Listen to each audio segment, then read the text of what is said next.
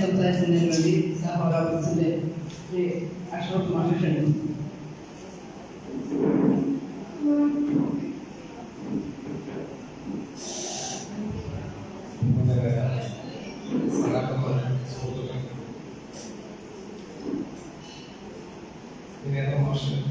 വളരെ മനോഹരമായി ഈ പുസ്തകത്തിലേക്കുള്ള ഒരു പ്രദേശിക ഇവിടെ തുറന്നു വെച്ചു. അതോടൊപ്പം തന്നെ ഈ പുസ്തകത്തിലെ ചില കാതലായിട്ടുള്ള ഭാഗം കണ്ണുകൾ എന്ന് പറയാം, അത് നമ്മുടെ മുന്നിൽ ഇവിടെ അവതരിപ്പിക്കുന്നു. മാഷ് പറഞ്ഞ ഒരു കാര്യം, യാത്രകൾ എന്ന് പറയുന്നത് സ്വാതന്ത്ര്യ പ്രഖ്യാപനമാണ്. അതോടൊപ്പം തന്നെ മാഷ് പറഞ്ഞ മറ്റൊരു കാര്യം, മലയാളത്തെ സംബന്ധിച്ചിടത്തോളം യാത്രാ വിവരണ രംഗത്ത് സ്ത്രീകളുടെ സംഭാവന കുറവാണ്. അത് ഒരു യാഥാർത്ഥ്യമാണ്. കാരണം മലയാളത്തിലെ യാത്രാ വിവരണ സാഹിത്യം ഉണ്ടായിട്ട് എനിക്ക് തോന്നുന്നത് ഒരു 150-160 വർഷം ആയി. 19ാം നൂറ്റാണ്ടിന്റെ 2ാം പകുതിയിൽ തന്നെ മലയാളത്തിൽ യാത്രാ വിവരണം ഉണ്ടാകുന്നു. എന്നാൽ സ്ത്രീകളുടെ പക്ഷത്തു നിന്നൊരു യാത്രാ വിവരണം നമുക്ക് ലഭിക്കുന്നത് 1925 മാത്രമാണ്. തെരവത്ത് അമ്മാളോമ എഴുതിയ ഒരു തീർത്ഥാടനം എന്ന യാത്രാ വിവരണത്തെയാണ്. അതുപോലും അതൊരു സ്വതന്ത്ര യാത്രയുടെ വിവരണമല്ല, മറിച്ച് അവര് നടത്തിയ ആണുങ്ങളുടെ കൂടെ അവര് പോയ ഒരു യാത്രയെ കുറിച്ചുള്ള ഒരു എഴുത്താണ്.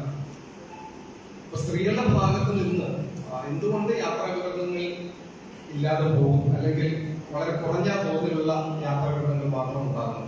അപ്പൊ നമുക്ക് ഏത് മേഖല എടുക്കും, മലയാളത്തിലെ സാഹിത്യ മേഖല, ചെറുകഥയായാലും നോവലായാലും നാടകമായാലും ഇതിലൊക്കെ സ്ത്രീകളുടെ സംഭാവന വളരെ ഉജ്ജ്വലമായിട്ടുണ്ട്.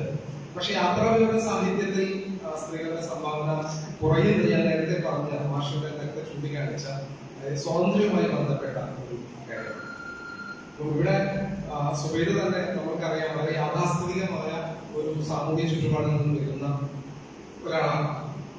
12ാമത്തെ വയസ്സിൽ വിവാഹം കഴിഞ്ഞു, 13ാമത്തെ വയസ്സിൽ അമ്മയായി ഒരു സ്ത്രീയായി. അവര് 8ാം ക്ലാസ് വരെ മാത്രമേ പഠിച്ചിട്ടുള്ളൂ.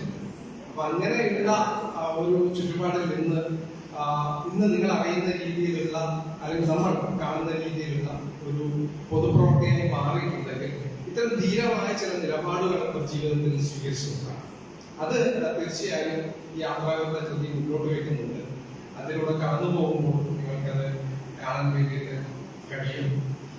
ഇതിന്റെ പേര് ഇവിടെ അകമ്പുറം എന്ന് പറയുമ്പോൾ അത് യാത്രയുടെ നടത്തിയ യാത്രകൾ മാത്രമല്ല, ഈ ഇന്ത്യക്കകത്തും പുറത്തും നടത്തിയ യാത്രകൾ മാത്രമല്ല, മറിച്ച് അതിനകത്ത് സ്ത്രീയുടെ സ്വത്വപ്രഖ്യാപനം കൂടി ഉണ്ട് ഞാൻ മനസ്സിലാക്കുന്നത് ആ കാലഘട്ടത്തിനകത്ത് തന്നെ.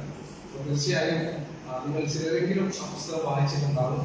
അത് കേൾക്കാനാണ് ഞങ്ങൾക്കും താല്പര്യം. ഞങ്ങൾ പ്രാർത്ഥനയിലേക്കാണ് നിങ്ങൾ വായിച്ച ആരെങ്കിലുമൊക്കെ ഈ പുസ്തക ചർച്ച നല്ലതാണ്. ഇത് സമരത്തിന്റെ 3ാമത്തെ പുസ്തകമാണ്. ഈ പുസ്തകം തിരുവനന്തപുരത്ത് വെച്ച് മുഖ്യമന്ത്രിയാണ് ഇത് പ്രകാശനം ചെയ്തത്. സാധാരണ വളരെ റയറായിട്ടാണ് മുഖ്യമന്ത്രിയുടെ ഓഫീസിൽ ഇങ്ങനെ ഒരു പുസ്തക പ്രകാശനം നടക്കുക.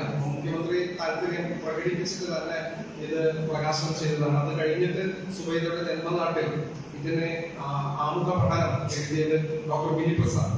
ടീച്ചർ വന്നിട്ട് ഇത് നാട്ടിൽ പ്രകാശനം നിർവഹിച്ചു. അപ്പോൾ ആ രീതിയിൽ എന്താണ് അങ്ങനെയുള്ള ഒരു പരിചരണം കൂടി കിട്ടിയ പുസ്തകമാണ്. അപ്പോൾ ഞാൻ അധികം പറയുന്നില്ല. ഈ ഒരു പുസ്തക ചർച്ചയ്ക്ക് സഹോദരന്റെ എല്ലാ ആശംസകളും.